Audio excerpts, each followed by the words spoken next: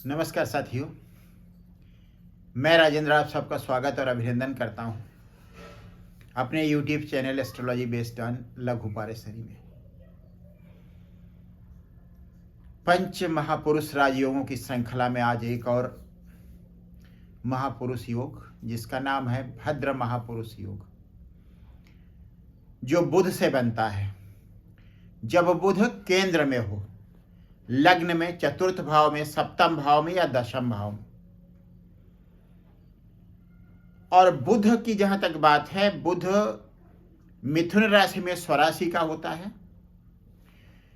कन्या राशि के कुछ अंशों तक उच्च का, उसके बाद मूल त्रिकोण और उसके बाद स्वराशि का होता है।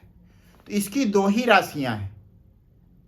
सामान्य बोलचाल की भाषा में कन्या को इसकी उच्च राशि कह दिया जाता है और मिथुन को स्वराशि कह दिया जाता है। इसलिए इस योग के बनने की प्रोबेबिलिटी थोड़ा कम हो जाती है, संभावना कुछ कम हो जाती है।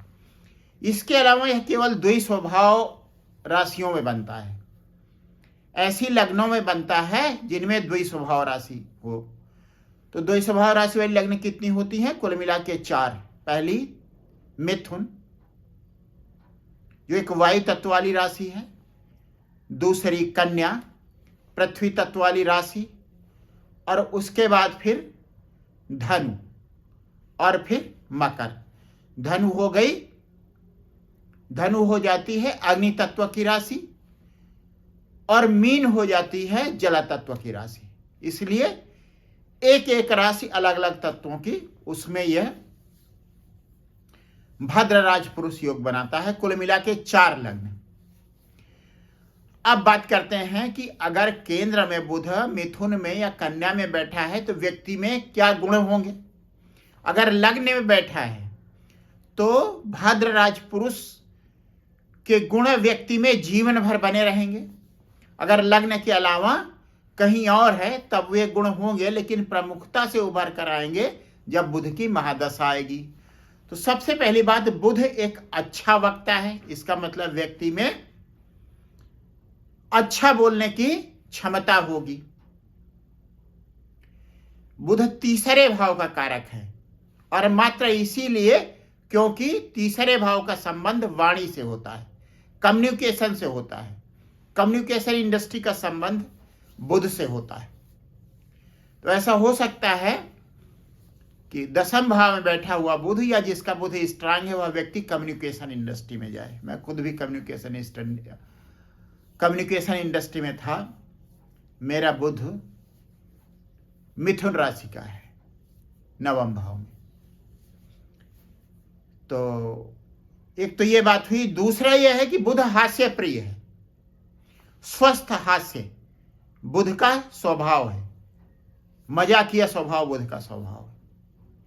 इसलिए अगर आपकी कुंडली में बुध शुभ है तो आपको ऐसे व्यक्तियों को, ऐसे नौजवानों को, ऐसे टीन एज व्यक्तियों के बीच बैठना चाहिए जिसमें जो स्वस्थ मजाक करते हों, अश्लील बातचीत ना करते हों, हंसी मजाक करते रहते हों, ऐसे लोगों के बीच। इससे बुध प्रसन्न होता है, बुध आपका मजबूत होगा इससे।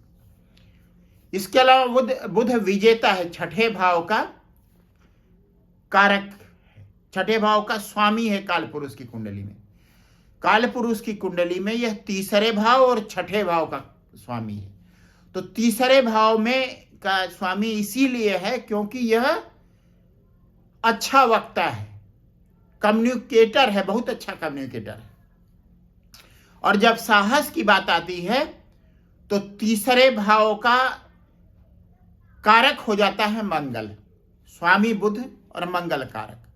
उसी तरह से छठे भाव में जब युद्ध की बात आती है, लड़ाई झगड़े की बात आती है और विजेता होने की बात आती है, उस समय उसका कारक होता है मंगल। और बुध वहां का स्वामी है कालपुरुष की कुंडली में। क्यों? बुध भी विजेता होता है और उसके विजयी होने के कारण होता उसका वाक चातुर्य। तो सबसे पहला गुण हुआ वाक्य चातुर्य, विजेता, हास्य प्रियता। त्वचा का संबंध बुध से है। अगर बुध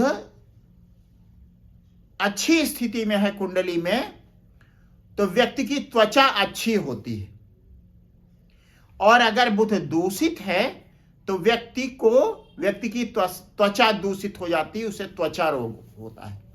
अगर बहुत ज्यादा पीड़ित है तो त्वचा से संबंधित भयंकर रोग व्यक्ति को हो सकते हैं। इसके अलावा गणित का संबंध और ज्योतिष का संबंध बुध से। बुध गणितज्ञ है। बुध का संबंध तीव्र गति से भी है। ग्रहों में सबसे तेज चलता है बुध। और शिक्षा का संबंध, अच्छी शिक्षा का, समझ का संबंध, ज्ञान का संबंध बुध से है।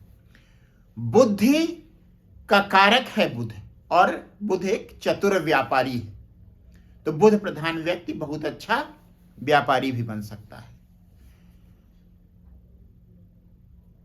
बुध चंद्रमा और बृहस्पति की पत्नी का संतान है, अवैध पुत्र है।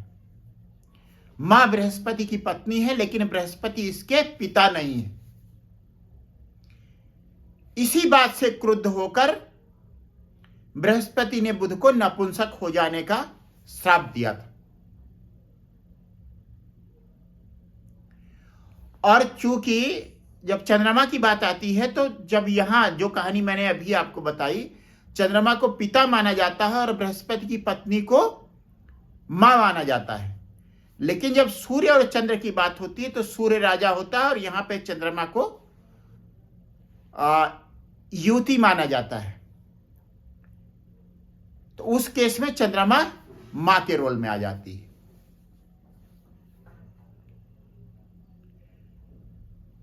तो अब एक एक लग्न, जो 4 लग्नों की मैं बात कर रहा हूं, चर राशियों में यह योग भद्र राजपुरुष योग नहीं बनता है।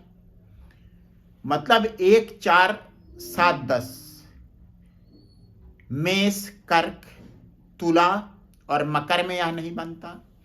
स्थिर राशियों में भी भद्र महापुरुष राजयोग नहीं बनता, अर्थात 2 वृष, 5 सिंह, 8 वृश्चिक और 11 कुंभ, इनमें भी यह योग नहीं बनता है।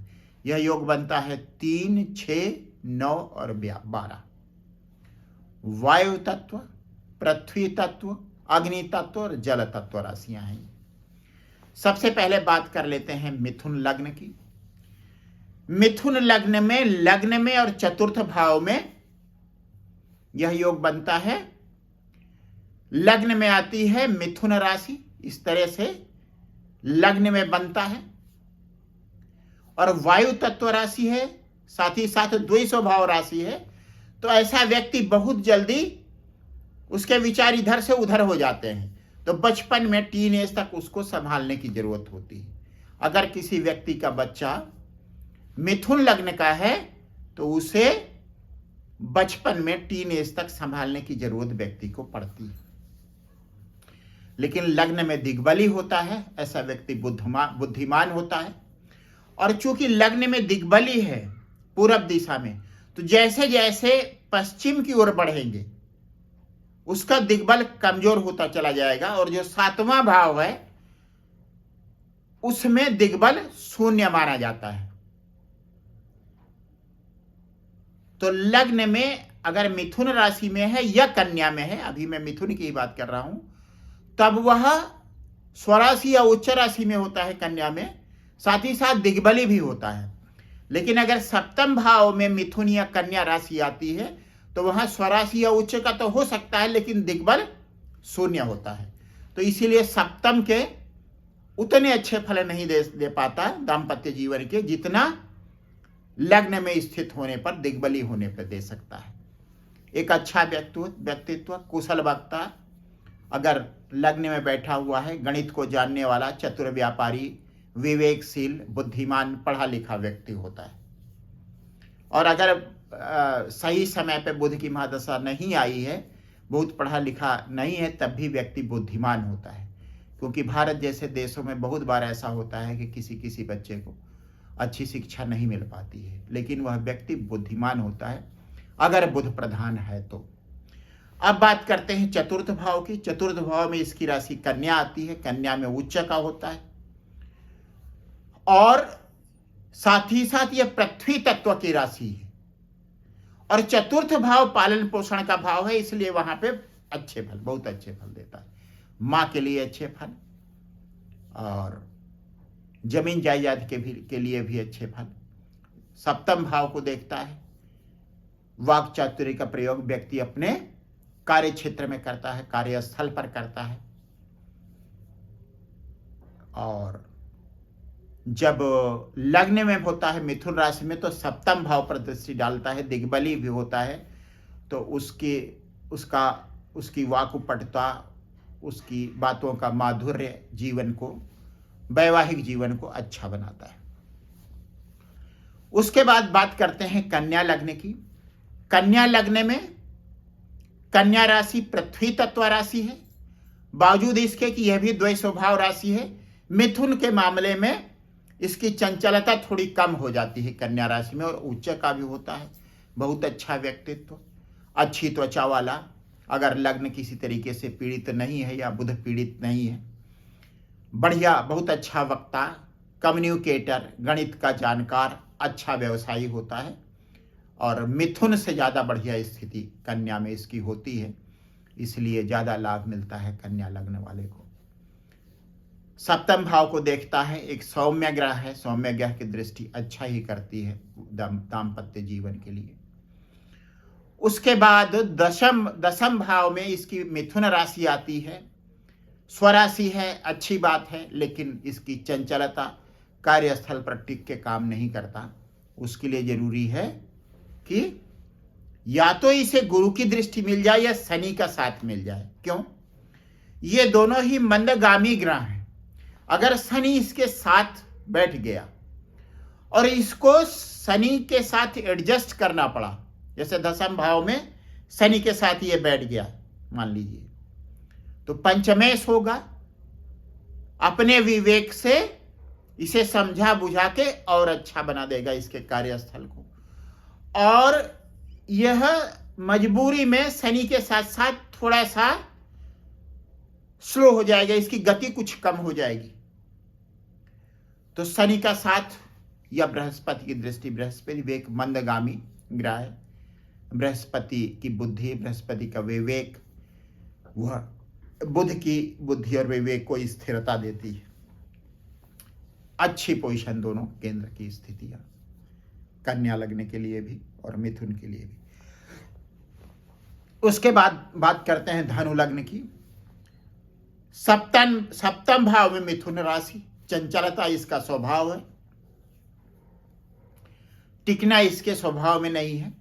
साथ ही साथ सप्तम भाव और दशम भाव दो केंद्रों का स्वामी है, सौम्य ग्रह है, इसलिए केंद्राधिपति दोष भी इसे लग जाता है।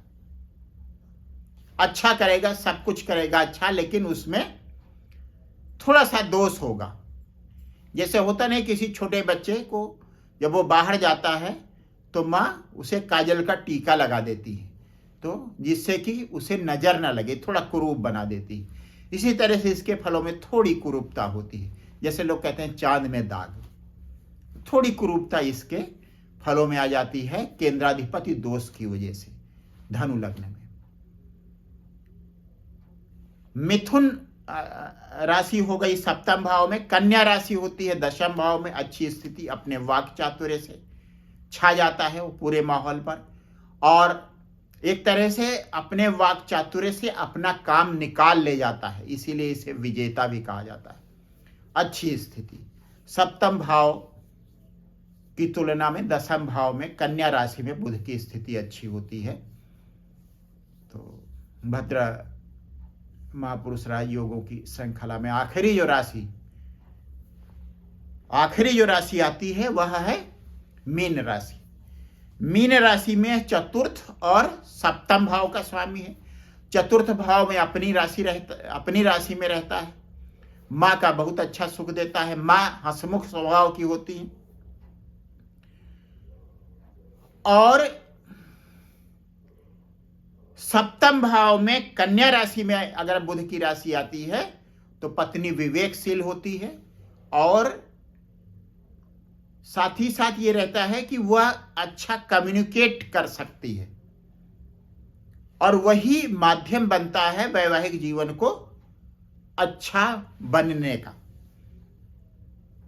तो बुध यहां पे अच्छे फल ही देता है। सप्तम भाव में बुध का शनि के साथ बैठना किसी भी लग्न के लिए ठीक नहीं होता, और अगर बुध अशुभ हो तब तो और खराब माना जाता है। लेकिन यहां बात हो रही 3 और 6 की।